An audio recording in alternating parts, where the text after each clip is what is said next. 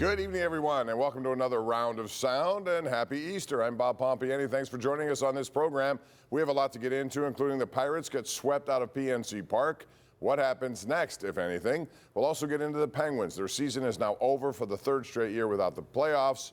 Will they ever get back to the playoffs with Sidney Crosby here again? And the number one topic tonight on the number one Cochran Sports Showdown will be the draft, which is this week, Thursday, Friday, Saturday. And here to debate is your panel tonight. We have Mr. Jeff Hathhorn, sports director up at 93.7 The Fan. In the middle, it's Andrew Fillipponi from the PM team and much more. And then I know what you're going to say. Shout out, Wanda. Wanda Happy has Easter, a tie Wanda. going today. It's Will Grace from the Associated Press.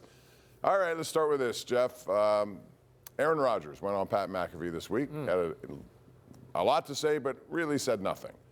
And it looks like this is going to go on for quite some time. So what did you make of what he said? Why did he have to go on and say it?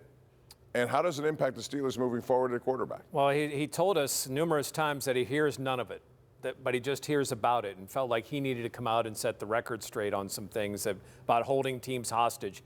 Clearly, the one thing I took from it is he doesn't care about anyone else but him. Right. Like, he's going to make the decision when he's ready. He's got whatever's going on with his inner circle, and he's going to make that decision whenever it is. And you know what? If he signs here and he wins, no one's going to care about all this stuff. But right now, it's just like, what the hell's going on? There's only one quarterback in NFL history that was great at 41 years old, and that was Tom Brady. And contrast and juxtapose Tom Brady's mindset at 41 to Aaron Rodgers. Tom Brady got up every morning thinking, how do I make myself a better football player? This guy is saying to the world and the Steelers, football is like, on my list of priorities, the 9th most important thing. It is. So it's honestly an embarrassment that they have waited around for a guy who, it sounds, has been pretty upfront about where football ranks in his life right now. And why would you think someone that age can just flip the switch and be the missing piece for you this season?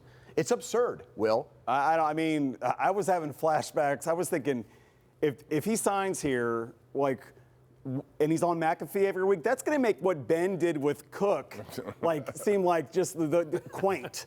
You know, I mean, like, we're going to go, because he's going to talk on McAfee, and then we're going to go in there on Wednesdays or Thursdays and ask him, well, you said something weird about COVID, or you said something weird about Robert Kennedy. I mean, like, that's all that comes with Aaron Rodgers. That's what I was thinking about the entire time. Mike T can't absorb headaches. He sort of wants to be one of those guys that absorbs the problems, but really, I mean, is the juice worth the squeeze here if you're the Steelers? And I just don't see in any scenario he is not going to get you better than, as we've said here since the end of last season. Is he going to get you past Mahomes, Lamar Jackson, Joe Burrow? He's not. But they think they can be a competitive team, get to the playoffs and win playoff games if he's their quarterback. That's what I read from them. But getting back to what he said, to me, this is also his way of saying that I'm not going to be around for OTAs, minicamp, and anyone else. He can tell you all he wants about his inner circle and everything is going on, but it sounds to me like he's trying to set the stage for not being around. Did it strike you that way or not? Yeah, and that he's going to show up to camp in a Malibu. I mean, that's the other thing we know that's going to happen this year.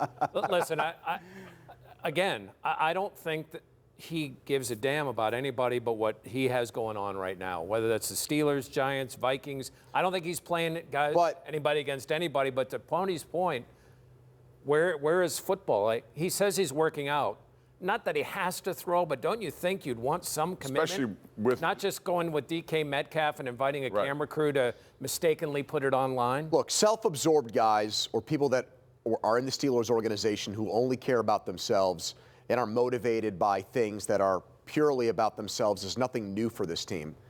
What is new is someone at this advanced age who has no history with the organization being given the latitude to basically show up when he wants.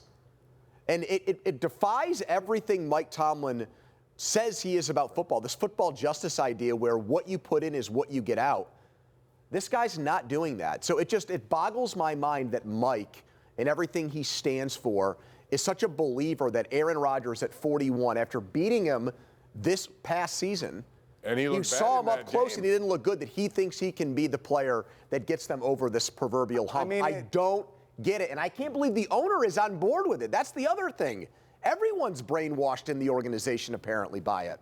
I mean, the idea that like him at 41 is better than 2 years with Justin Fields to kind of see what can happen is sort of bizarre, right? Will, I'm not convinced he's better than Russell Wilson at this point. I mean, but to your point exactly, like the football justice part, I mean, he is a guy. Mike does give his veterans like plenty of leeway to they can show up to the first day of OTAs and then show up for minicamp. That's fine. Yeah, but this guy hasn't been with the organization. I agree, but he and Art are tight. I mean, maybe Art flies him to Mallorca. I mean, maybe Art's got some. We know he does the Zen or whatever that. Maybe he's got an ayahuasca thing. I don't know. But like apparently they're tight. But like to Pony's point, they have like blundered their way into this position. I mean, there's no other way to frame this. There's no, I mean, they've botched every single step of this. Really, basically, if you start from drafting Kenny Pickett to now, it has basically been a disaster. All right, so what happens next then, Jeff? I'll go back to you. Does this decision, because we don't know what it is, unless they do know what it is, impact what they do? Will they take a quarterback in the first round if one of those guys, the three we talk about, well, Ward won't be there, but the two, Shedeur Sanders and Jackson Dart, one of them falls to him, will they? Let's say one of those two falls to 21, and they decide, we think Aaron's going to sign, so we pass on him. That would be a colossal all-time draft mistake if they believe that one of those two guys can be a 10-year quarterback for them. That's how I think it. I don't think it should impact the draft at all. They should draft whatever they're drafting, and if you get Aaron on top of it, great. But you need to have. I mean, beyond Mason, you need to have someone else in that room. I mean, if we trust Dulac's reporting, they're going to take one of those two quarterbacks. But if they're gone, well, hold on. Well, I don't think all three will be gone. If you have a first-round grade on a quarterback, that means you think a quarterback has a chance to be a franchise quarterback, yes, right? They had a first-round grade on Mason Rudolph. And he waited till the third round. And they buried him forever until they had no choice. I understand that, but the difference is they probably thought internally that they could get Mason Rudolph in the third round. You're not getting these two guys, Sanders and Dart, who Dulac reports they have first-round grades on at pick 83. So either pick them at 21 or you pass up on guys they have graded as franchise guys. I'm shocked that they have Dart graded as a first-round quarterback. I don't know what they could have seen in college that made them think this is exactly. And let's remember, 3 years ago, we were like, everybody was like, this is a terrible quarterback class. And what did the Steelers do? They drafted a quarterback in the first round, and guess what? The class was terrible. So this would be like, I think, but we said this 87 times in the last 3 months. You got gashed up front. You got punched in the mouth, drafted defensive lineman. Cam is not, looks like he might play forever. He's not. You got to find the next Cam Hayward. Yeah, they have a lot of decisions to make. So next up, we will ask these gentlemen, what is the most logical pick in this first round? Who will it be? What will it be? We'll also delve into other areas of need on the Pittsburgh Steelers. This is Draft Week 2025. We'll be back with more of that conversation right here on the #1 Cochran Sports Showdown.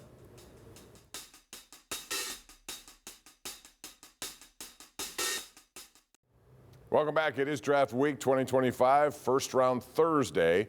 So, gentlemen, let's talk about, and Andrew, start with you on this one. The biggest need for the Steelers, if it's not quarterback, we can talk about quarterbacks all we want. If it's not that, who will it be? And do they do something to try to bring in a second-round pick, which right now they do not have? Okay, I think that Sanders will be their pick at 21. If it's not him, if he's gone, then I think they want a defensive lineman. But I think those guys are going to come off the board in a hurry before 21, which sets up a very, very troublesome situation for them. And then, yeah, I think they want to get in the second round, but they're unwilling to trade George Pickens, apparently. So I don't think they'll get back. I mean, who knows? I got a solution. To Pony's point, I would, again, like I said before we went to the break, they need a defensive lineman. If they don't have one, why not draft? This is right up Jeff's alley. You know, you need a receiver. You want to get rid of George Pickens. You want to get a solid citizen. You have to look to the Ohio State University. Is that right, Jeff? That's where all the solid citizens are. The Ibuka kid might not be a George Pickens type in terms of talent, but you might not need that guy if you've got DK Metcalf. You need a solid citizen who's going to run block and not be a problem. So, you know what? Like, if you don't find your quarterback, find a receiver that's going to be the complement to DK, because you know that George is not the long-term solution there. I can't believe I'm going to say this, but Michigan's Kenneth Grant is the place where they should go. He's Hampton. They've needed somebody like that. You could push Benton out to the outside, and I really like that defensive line with Grant in the middle. Grant is a playmaker. He eats up blocks. He's got a burst. That's where I would go. to your point, defensive line. I mean, there are other areas. I mean, if there's a really big playmaking safety, I don't know if I would do that first round, but maybe you can talk yourself into that. But I love defensive line because the depth just isn't there. What about running back? Because there are some mock drafts out there to suggest the Steelers may do what they did with Najee Harris and take a running back. You're kidding. I've seen them, haven't you?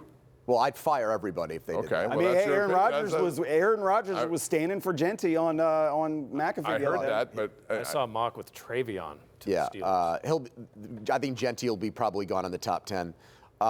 Given the depth of running back in this draft, you have Jalen Warren here.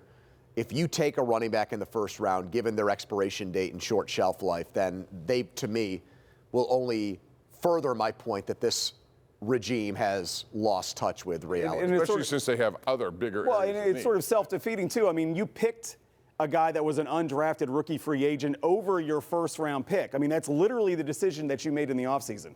So why would you waste another high-round pick on a guy? I mean, it just doesn't make any sense. I think it's been proven over the years, as much as Barkley and Henry are outliers, you can find a pretty good facsimile of a running back to give you enough in a run game, either later in the round or even undrafted. We saw with Warren. All right, I have a minute for this. I just want to get it in. 1, 2, 3 in the draft. You have Tennessee, you have Cleveland, and New York Giants. They all need quarterbacks, even though they have quarterbacks. They need quarterbacks. Well, will they all take 3 quarterbacks, or do you think they won't? No, I mean, the Giants, I can see the Giants especially kicking the can down the road. And you got the Carter, the kid from Penn State, sitting there. I mean, and let's remember when the Giants have been good, how'd they beat Tom Brady? They had a monster defensive line, right? So I think Carter's probably the pick there. And man, the Browns, I don't know.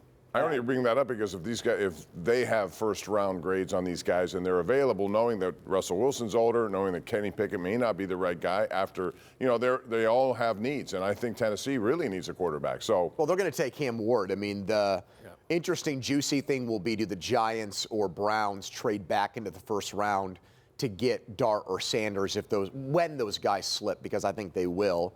I don't think either of them will move past the Steelers because I think that would cost too much. And I think the Browns are going to take Hunter, and I think they'll regret that decision for a long time because Carter will be the better player. Yeah, I think Carter's a stud. I mean, that's a guy that can change you on the defensive side. Even if you're Cleveland and you've got one stud already, you could have a guy Carter and Garrett for 5 years. Dynamic. That would be tough. That would be tough. All right. Got the draft special coming up here on KDK on Saturday. Make sure you tune in for that. In the meantime, when we come back, we're going to talk about the Pirates and their misadventures over at PNC Park. It's all next as we continue with the #1 Cochran Sports Showdown.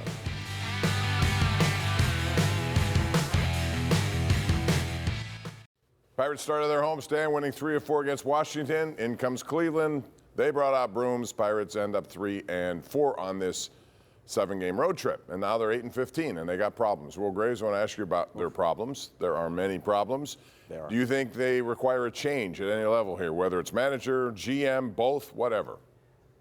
Do they require a change? Probably. Will we get a change in season? It's hard to imagine that, but I can tell you this. I had the full gamut of the experience. I went on Monday, covered Skeens against the Nats, took my kid on Wednesday to saw whatever that was, the fake fight or whatever. And then I went on Saturday. And what I've noticed is, the vitriol that we see with the fans, a Skeens Day was always sort of supposed to be this oasis. This is, okay, our guys pitching today. And what happened was they didn't have a PR screw up yesterday. But so everybody's going to get a bobblehead. And then then they just watched the team. And they're like, oh my God. What are these, this offense that was bad last year? They're literally in the same spot. If you look there in the mid to late 20s in every offensive category, exactly like they were last year. And they did nothing in the offseason. And the fans are, and it's April and the fans are over it, and they should be. And Will, that's the thing. Nobody should be surprised. They're getting good starting pitching. Their bullpen has been decent, especially after the first week they've come on, but they don't hit. They got Pham and Frazier. Frazier had a nice game today. That's great. But that's what you added to try to add offense. And then you relied on Sawinski turning the corner and Henry and, Cabrian Hayes looks better. But if you look at the average, it's like 195. Yeah. They needed to win a game today to avoid a sweep, and their best hitter, I don't care if it's lefty on lefty, was not in the lineup. What are we doing, guys?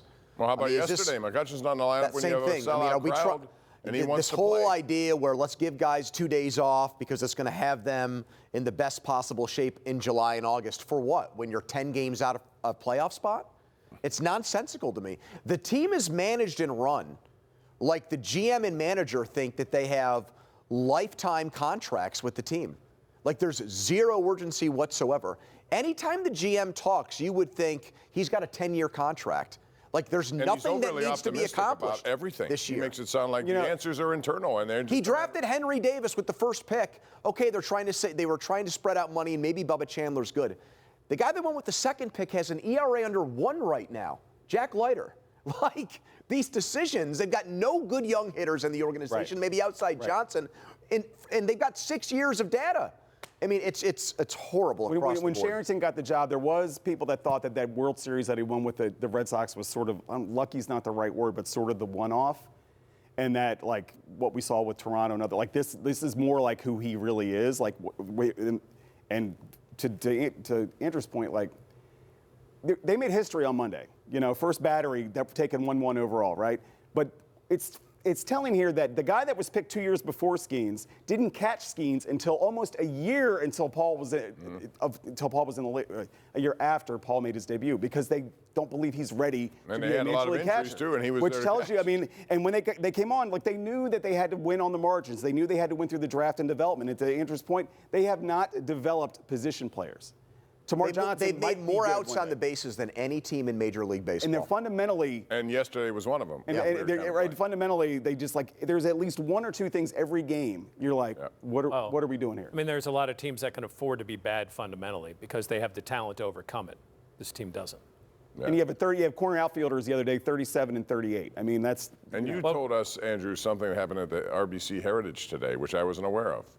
Oh, yeah, there Broadcast were people on tee shots screaming, "Fire Bob Nutting." I mean, it's gone with the. This is very similar to what happened with Matt Canada, where you saw various venues and people were saying. Well, I think that's the power of McAfee, to be honest with you. I think that message from that event here has gone viral, and now it's become a trendy, popular thing to do. We got to go to a break on that note. When we come back, Sidney Crosby misses the playoffs again despite a wonderful year at age 37. Is he ever going to get another chance in the postseason? We'll talk about what the Penguins might do in this offseason next.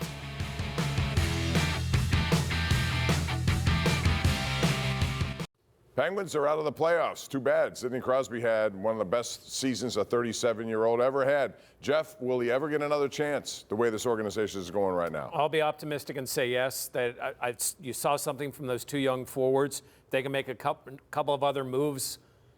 It's not like you have to be top 3 to get into the postseason. I think they could get in the postseason. No, but you have to fix your goaltending, and they still have the Tristan Jarry contract on the books. And look, Blomqvist, they basically said, "You're not good enough," was injured. Doesn't look like he's the long-term answer. And Ned is what he is. He's a backup goaltender. So Miroshov may be the guy. Who knows? I agree with Pony here. I mean, I think we were on here a couple weeks ago saying it. If they can find a goaltender that can keep him around 500, right? Just average goaltending. If they had average goaltending this year, they probably would have made the playoffs. So I think that there is a chance. I would say, yeah. I mean, you don't have to be great. It's Jeff's point. 87 points will get you into the playoffs. That's basically like 5-10 hockey. You can do that. Okay, so you guys brought up Jarry. Let's talk about that real quick. So if you're the team, you looked at him at the last several weeks of the season, and you probably thought, this is what we want him to do. Show that he's actually maybe got his game back so that we can either make a trade for him, figure out a way to move on from it, or do they think maybe he finally has it and we shouldn't give up on Tristan Jarry? What would you do? You can't be fooled by what you saw at the end. Take the entire season. This is a guy you waived. You can't make him part of your future. But he's untradeable. I don't see anybody taking that contract. So you're stuck with him. So you got to make the best of it. You made the bed, now you're sleeping in it, Bob. I mean, if they, you are. If they could trade, like if they could find somebody to take Carlson's contract and create a little cap space, and maybe they get another $5 million goalie that can actually play in the organization, which would help. I mean, that would be the best way to kind of address the situation. Because to Pony's point, I just. Teams are not like what's the point of the Penguins trading him if they're going to have to eat 80% of the salary? Like that doesn't make any sense, right? Which teams are going to ask, you got to eat some of that money if you want to take us to take this guy off your hands. So that, but that gives you some money, some wiggle room to do more with. Unless you use a couple of those draft picks and say, hey, here's some draft picks with Jarry, take all the money. I mean, I think that, but I think that Sid is playing at such a level that it's easy. I could see him playing at least 3 or 4 more years. Well, I certainly can't. I can't imagine that they will be that. I mean, they weren't that far out. I mean, if they'd played 500 hockey after the Four Nations break, they would have been in it. They would have been in the mix till the end. So, but I think we've said that for the last 3 years too. They could have been in it. They go to the end of this. They had games that they should have won and didn't win. So it's the same kind of stuff that you hear. And I wonder how long that will go on. Anyway, that's going to be a very interesting offseason, and Kyle Dubas will speak with the media tomorrow. So we will have what he has to say. Meantime, I want to tell you about spring. You know it's in the air, and so is adventure, and it's calling for you. So gear up for a new ride from #1 Cochran Subaru. You can choose from hundreds of sedans, hatchbacks, and SUVs. Then take advantage of sign and drive leases on every new vehicle in stock. Or you can find great financing offers if you're looking to buy. For added peace of mind, they will even honor any current competitive price you may get someplace else. So get your adventure going at #1 Cochran Subaru in Monroeville and Butler County. We'll be right back. All right, we're going to end where we started. Quarterback, Aaron Rodgers, week 1. Jeff, give me your odds. Will he be the starting quarterback for the Steelers week 1? I'll give it 30%. Ooh. Man. 70% no. I was going to say 45%, and I thought I was going to be the lowest one here. I was going to say 41 to match his age. But I don't know. All under 50%. Our buddy Kaboli seems to think it's in the bag. I mean, Art putting himself out there would make me think that they know what's going to happen. All right. What are you? I think it's 50% right now. Good night, everyone. That's right down the middle. But I have commit, Pop. Come on.